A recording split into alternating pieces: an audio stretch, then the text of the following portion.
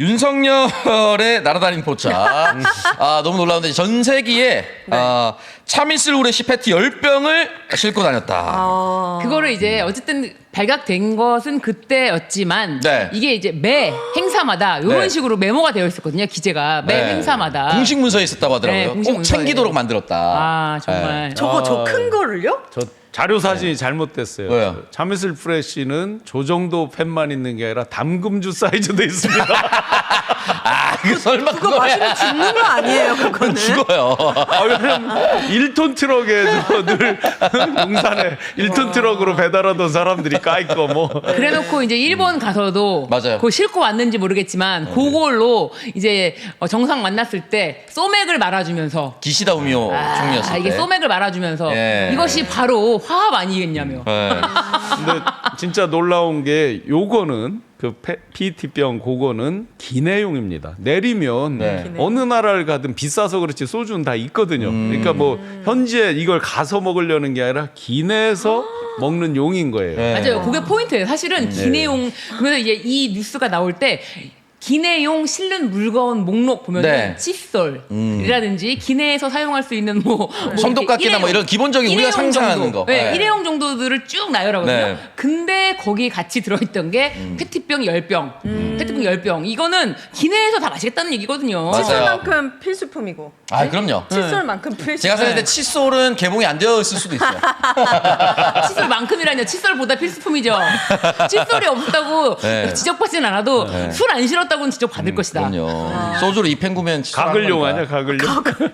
네. 진짜 알코올 중독자를 우리가 3년 동안 대통령으로 데리고 있었던 거 아니에요? 그러니까 저는 이게 이제 소문이 아니야. 그러니까 여러 가지로 이제 분노를 많이 느끼는 게 일단은 처음에는 웃기기도 하지만 이런 걸 이제 사실은 다 출입하는 기자들 순방단은 다 알고 있었을 거 아닙니까? 그쵸. 어느 정도. 그리고 처음에 나와서 맥주 좀 드셨어라고 물어보는 것 자체가 말이 안 되는 거지 않습니까? 근데 그 보수 언론 지형에서 그럴 수 있다라고 얘기를 하면서 그냥 눈치고 넘어가서 이제 와서 이렇게 얘기하면서 우리가 비판한다는 것 자체가 굉장히 좀 우리 언론이 다 반성을 좀 해야 되는 부분이 있다. 그러니까 이제 와서 어떻게 죄를 물을 거예요? 그래 말이에요. 진짜. 누구 말대로 진짜 내란이 지금 서울구치소가 윤석열을 살렸죠. 안 그랬으면 알코올 중독으로 먼저 쓰러졌을 건데 정말 그럴 정도로 사실 제가 이제 술 얘기를 많이 했잖아요. 네. 뭐 가십처럼 많이 했는데 정말 자괴감이 많이 들어요. 어떻게 대선할 때도 새벽 2시 반까지 푸고 또 그 다음날 만취되고 또 그 다음날 만취되고 이런 정신 상태로 그래서 제가 그때 가장 여러 이제 인식의 문제도 있지만 그런 행동 패턴을 보고 이건 틀림없이 탄핵 간다.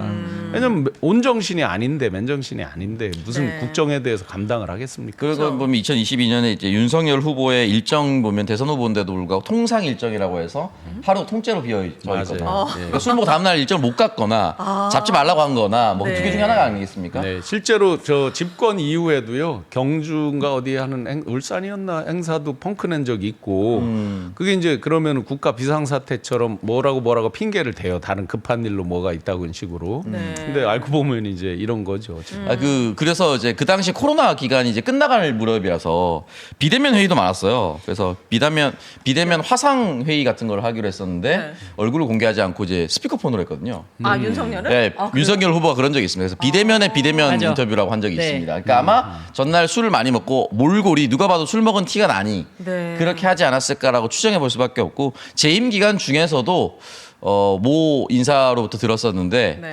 너 어제 집에 어떻게 갔냐 나 하나도 기억 안 난다라고 얘기할 정도로 술을 많이 마셨다. 그러니 사우나 그다음에 침대도 이제 정말 새롭지도 않은 거죠. 네. 그 한남동을 방문했던 많은 그 지인들의 얘기를 들어보면 거의 죽을 정도로 하여튼 그 저희가 제가 몇 번 농담했지만 저희는 300cc, 유는 500cc 이렇게 농담할 정도로 일단 술 양이 많으니까요. 저는 이런 거 보면 진짜 화나는 게 이렇게 말도 안 되는 인간을 주변에서 다 알고 있었을 거 아닙니까? 국민의힘도 알고 있고 최측근들도 다 알고 있었는데 알죠. 후보 때부터 이 사람은 자기네들의 권력을 위해서 얘가 알코올 중독자든 무능력이든 아나무인이든 상관없이 대통령으로 만들려고 네. 국민들을 완벽하게 속이면서 가만히 있을로 우리를 속인 거잖아요. 실제로 어떤 일도 있었냐면 이거 최초 공개일지도 모르겠는데 카메라 있어요. 담겨 있어요. 카메라가 20개 이상 있었기 때문에 스스로 본인들이 이걸 자기들 위세를 과시하기 위해서 윤과 나는 술 친구야라고 하는 피모 의원, Y모 의원 등등등. 근데 대선 개표하던 날 네. 몇몇 의원들이 만취가 돼서 난리가 났어요. 국회 그 도서관 대강당에서 개표를 했어요. 국민의힘은. 어. 민주당은 저 해관 대강당에서 했고 네. 거기에서 몇몇 의원들이 만취가 돼서 들어와서 난리가 났었습니다. 제가 방송에서 한 번도 얘기 안 한 거예요. 카메라에 다 담겨 있어요. 네. 이제 개표 좀 있으면 해요. 그날 투표 끝나고 만취가 돼서 아직 개표 안 했는데 이겼다 생각하고 신나서 축하 파티를 먼저 한 거예요? 그 사람들이 누구냐면 다 대통령하고 술 친구다라고 자칭 입으로 얘기하고 다녔던 사람들이에요. 국민의힘 의원들이었던 네. 거예요? 그래서 거기서 막 소리 지르고 해서 사람들이 생수로 막 먹여서 저기를 하고 깨고? 난리가 났었죠. 실제로 다 봤습니다. 카메라에 담겨 있어요. 왜냐하면 카메라가 한 20여 대가 이 객석을 향해서 있었으니까요. 진짜. 그럴 정도로 사람들이 이 대통령 스스로가 공사 구별이 안 되다 보니까 다른 사람들 내가 거침없이 나 술 친구야 하고 사실은 진짜 술 친구라면 어떻게 해야 돼요? 말을 하면 안 되는 거죠. 그렇죠. 네. 비밀을 갖고 어떻게 네. 그렇게 돼야 되는 건데 막 과시를 하는 거죠. 네. 그걸 이제 처참합니다. 특히 보수 정당이 위계 질서를 되게 중요시하고 네. 또 흔히 말하는 큰 권력자에게 엎드리는 경향이 굉장히 세기 때문에 더 아마 그랬을 겁니다. 아마 윤석열이 일단 대선 후보가 됐으니까 중도에 교체할 수는 없고 어떻게든 빌붙어 가지고 내가 가장 가까운 사람이 되어야지라는 생각 이런 인간인 걸 알면서도 알면서도 할 줄 아는 건 술밖에 마실 줄 아는 게 알면서도 없는데. 네. 그러니까 좀 더 가까워지기 쉽지 않을까 그런 마음에 좀 더 우리의 이야기. 그러니까 사실은 대통령이라는 자리가 대통령이 뭔가를 한다가 아니라 나의 요구 사항을 들어줄 수 있는 존재, 그러니까 내 현안을 들어줄 수 있는 존재라고만 생각하는 거지. 네. 이 대통령이 아마도 뭐 예를 들면 국정 운영에 굉장히 잘 뭐 할 것이다 이게 아니에요. 내 요구만 관철하면 돼. 내 지역구만 챙기면 맞아요. 되고 네. 그런 거기 때문에 각자 뭐 대통령이 술 잘 마시는 거랑 별개로 그래서 내가 친분이 있다면 나의 요구를 관철시킬 수 있잖아요. 더 좋지. 네. 대통령한테 어떻게 기대를 한 게 아닙니다. 그 피해는 네. 오롯이 국민들이 다 받고 있잖아요. 지금까지도 이어지고 있는 거고 이재명 네. 대통령한테 친해지고 싶어서 술 먹자고 해보세요. 잘 되는지. 바로 퍼치. 이 새끼야 가서 이래야지 지금 장난 아니야. 바로 일 얘기하시. 일 얘기. 일해라고도 얘기하지 않아요. 결과를 가져와서 얘기하는 게 이제 테이블 협상인 거고. 네, 일 못하는 사람과 대통령은 그렇게 오랜 시간을 네. 두지 않는 걸로 알고 있습니다. 네. 저희 아까 팩트병만 얘기했지만 그 예전에 김건희 생일 때 군함을 동원해서 또 이제 해군 선상 함정. 예, 네. 군함을 이제 도용해 데리고 와가지고 거기서 이제 파티를 벌였다. 노래방 기계 가져다가 폭죽하고. 이제 해군으로서 너무 충격적인 일입니다. 네. 귀빈정은 어디 중국 식당 이름 아닌가요? 귀빈정. 귀빈정.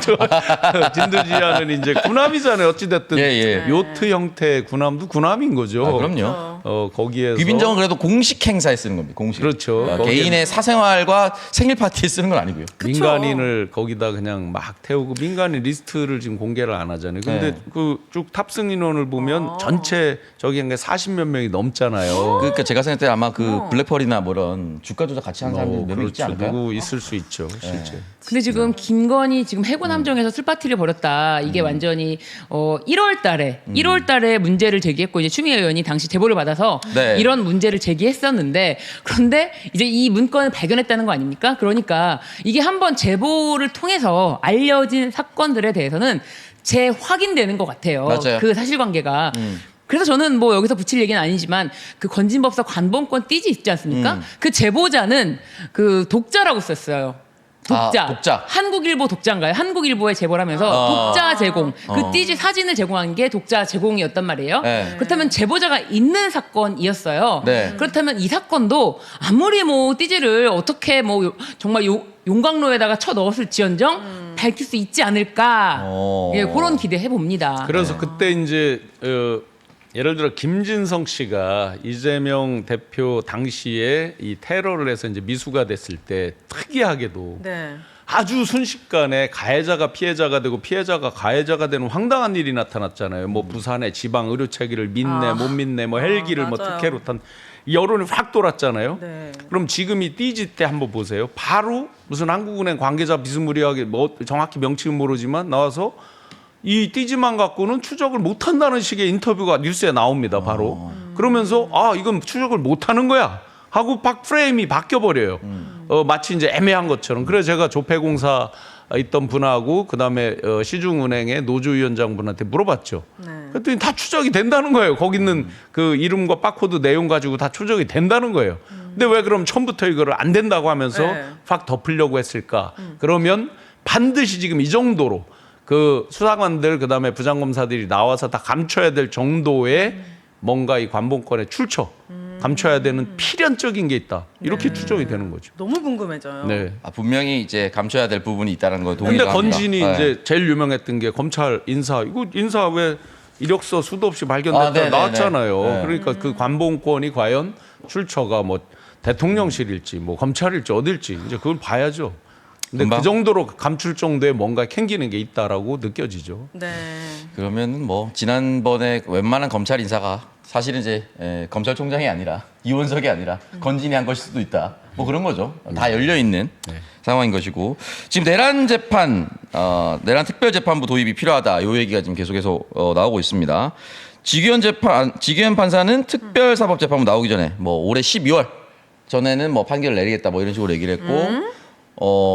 내란 재판부가 그런 거 상관없이 특별재판부가 필요하다라고 이제 얘기를 하고 있고 많은 분들이 또 주장을 하고 있고 또 민주당 내에서 이제 판사 출신 또 다른 의원들은 요거는 좀 위헌성의 소지가 또 있다 뭐 이렇게 말씀하시는 분도 네. 있습니다. 네, 지규현 판사한테 판결을 어떻게 맡기죠? 저는 진짜 이 첫 번째가 이 과정도 너무 의심스러운 게 많고 네. 그리고 윤석열 탈옥시켜준 장본인이기도 한데 모든 부분에서 윤석열가 떼내야 뗄 수가 없는 사람인데 이 사람의 판결이 무기징역 사형이 나오더라도 저는 믿기가 맞아요. 어려워요. 두 가지가 지금 걱정이죠. 이 사람이 빨리 한다고 그래서 우리가 빨리 해서 좋구나 이게 아니잖아요. 아니잖아요. 빨리 했는데 윤석열한테 유리하게 나오는 경우. 그럴 수도 네. 있고요. 그 다음에 이 말을 어떻게 믿어요? 그때 가서 증인 신청이 됐어요. 예를 들어서요. 뭐 여러 테크닉들이 있잖아요. 유는 이제 구속기간 만료가 되는 거고 네. 증인 신청이나 다른 어떤 테크닉으로 시간을 끌어요.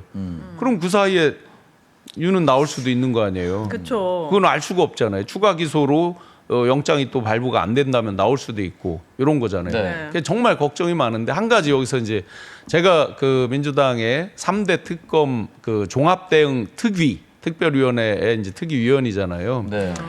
내란 특별재판부라고 우리가 이제 흔히 통칭 이렇게 말하는데 요 용어가 주는 굉장히 안 좋은 게 있습니다. 정확한 민주당에서 용어는 네. 내란 전담재판부입니다. 내란 전담 재판부. 아니 네. 가정법원도 가사를 전담하는 재판부고 특허법원도 특허를 전담하는 재판부고 행정법원도 행정을 전담하는 전담재판부입니다. 네. 그래서 이거는 정확하게 용어는 내란 전담재판부고 이 사람들이 자꾸 이상하게 교도했는데 법관이 아닌 사람을 어디 외부에서 모셔와서 뭐 누구 뭐 진보적인 누가 재판에 이런 게 아니에요. 법관 중에서 여기 오는 거잖아요. 전담하게 해준다 이 뜻이라서 네. 특별자를 빼야 됩니다. 내란 전담입니다. 윤석열 판결이 뭐가 어려워요? 나도 하겠구만. 그럼 이제 참, 결과는 나도 쓸 수 있어. 아니, 증거가 과정에 이르기까지가 뭐지 법조문이 필요하니까. 나한테 맡겨줘. 내가 하니까. 뭐 그렇게 어렵게 요 생각하나. 부분에서 신임 저는 그렇게 생각합니다. 네. 저는 이제 이 뭐 내란 전담 재판부, 내란 특별 재판부 관련해서도 그렇고 검찰 개혁에 대해서도 관련해서 그렇고 네. 이제 뭔가 새로운 거를 요구하고 개혁이라는 말을 할 때 오윤혜 씨와 저를 비교해 보면 편할 것 같아요. 오윤혜 씨가 더 개혁적일까요? 제가 더 개혁적일까요? 저는 개방적입니다.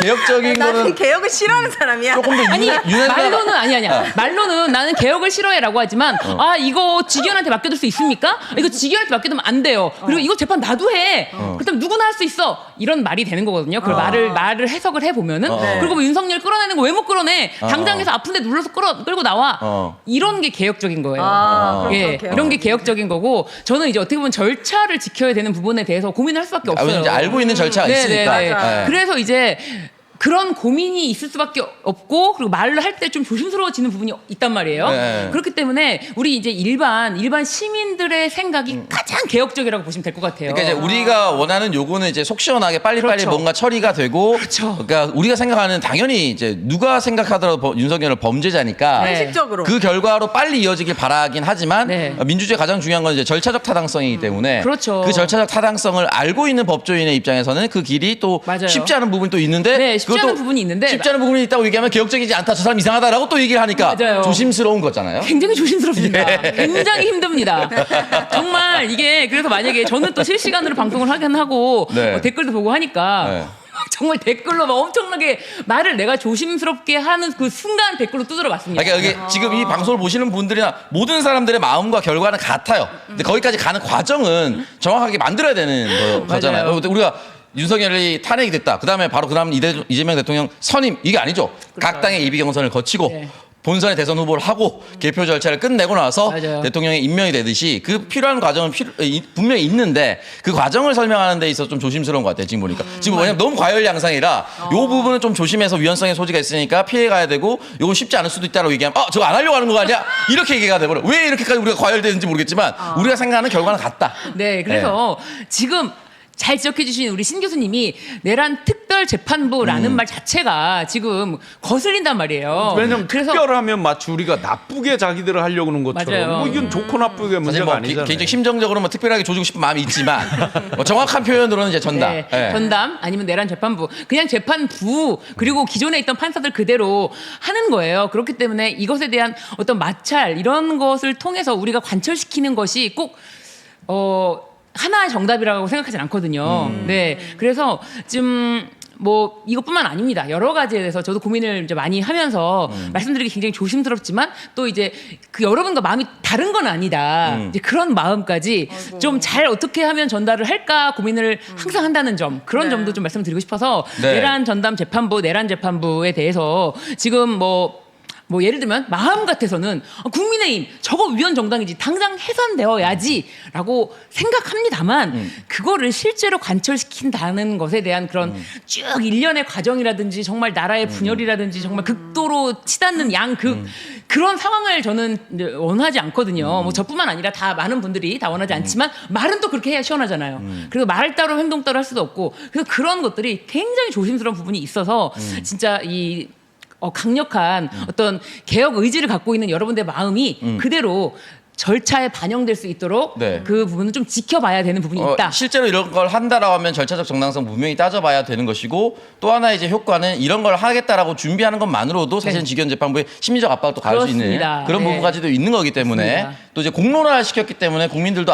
다른 키도 있다라는 것도 알려지는 것이라서 네. 전 여러 가지 작용을 할 수 있다고 보고 현재 이제 와서 요즘에 과열 양상이라는 거 저도 잘 알고 있거든요. 그래 어디가 과열해? 저는 그거 모두가 과열입니다. 남천동 구독자 1000명이 빠졌어요. 진짜요. 하루에. 그래서 그러니까 지금 정말 많이 그러니까 그것이 억울하다 이런 표현보다는 그 정도로 굉장히 예민하고 민감해져 네. 있는 시기예요. 그렇구나. 그러니까 이게 우리가 아직 내란이 끝나지 않았기 때문에 이렇게 네. 할 것인가 저렇게 할 것인가 분명한 토론과 논의를 할 수 있는데 이 토론 과정에서 내가 마음에 들지 않는 카드를 제시하는 사람을 마치 반대편에 있는 사람인 것처럼 이제 호도를 한다거나 네. 이런 일은 좀 없었으면 좋겠다는 마음이 제 맞아요. 솔직한 심정이에요. 그래서 저는 예를 네. 들면은 정말 이제 와서 지금 와서 말씀을 드리지만 이제 출연자의 그 말을 빌어서 이제 진행자가 하고 싶은 말을 하게끔 하는 경우도 있거든요. 없지 않아요. 네, 그런 뭐, 방송이 네. 있어요. 그렇다면 이제 그럴 때 어떻게 말을 해야 될까? 예를 들면 윤석열 체포 어떻게 해야 됩니까라고 할 때 뭐 걔 어떻게 끌고 나옵니까 할 때 뭐 시원하게 꽁꽁 묶어서 끌고 나오면 됩니다. 질질 끌고 나오면 됩니다. 이렇게 말하는 게 제일 시원하겠죠? 그건 이제 남천동에서만 할 수 있는 거예요. 저 변호사잖아요. 조금 더 신뢰도가 높은 방송이고 직업적인 그거를 따지려면 이렇게 말씀 못하죠. 그건 지금- 나나 그렇게 얘기하는 내가 거지. 직업이 변호사기 때문에 네, 나나 그렇게 나는 얘기하는 그런 거예요. 말은 진짜 그런 말은 죽어도 안 나오는 거예요. 네. 그래서 이제 그쪽으로 치닫을 때 과열돼서 치다를 때 윤석열을 어떻게 이자를 들고 나올 것인가에 치다를 때 정말 힘들었어요. 여러 방송에 출연할 때 말이야 그렇게 하면 되지만 근데 직업이 그래도 변호사다 보니까 그러니까. 그런 말이 내 입으로 나가는 게 실제 적용 가능성이 낮을 수도 안 있는 되니까요. 거니까. 안 되는 네. 일을 제가 한다고 시원하게 생각한다고 그렇다고 끝나는 건 그런 게 아니니까 아니니까. 되게 조심스럽고 그런 부분이 있었거든요. 네. 지금 이 상황도 마찬가지다. 비슷한 상황이다. 네. 예. 정말 신변님 볼수록 저처럼 매일 비워내는 게 얼마나 중요한 것인가. 많이 알고 있을수록 이렇게 고뇌와 비워내는 겁니까? 자연스럽게 비워지는 겁니까? 후자에 비워내는 건 나의 선택입니다.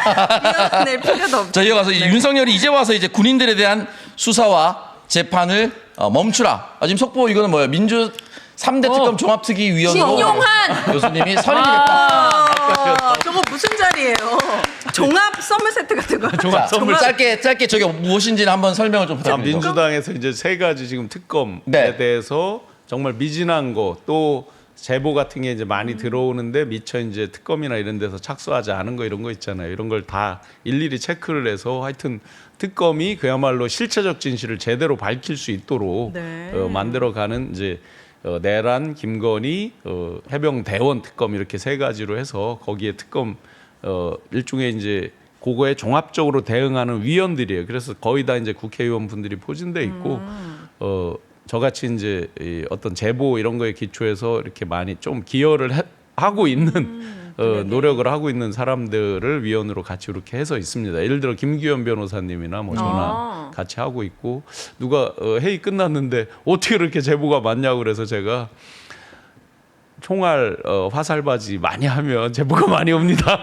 제보가 많이 오는 거는 정보력이 있다서 좋지만 한편으로는 너무 예. 이게 노출이 돼 있어서 또 맞아요. 불편한 네. 부분도 분명히 있을 그쵸. 거거든요. 요즘은 SNS에 다시 이제 그 협박이 오더라고요. 그 사람들 이렇게 페이스북 이런 데 이제 쓴 걸 보면 프로필에는 아무것도 없어요. 유명 계정이죠, 거의. 어디 이제 외국인지 뭔지 이제 네. 그런 것들이 다시 많이 등장을 하더라고요. 그래서 조심스럽죠. 어쨌든 선임 아니 지금 정확하게 제가 좀 찾지를 못하고 있는데 네.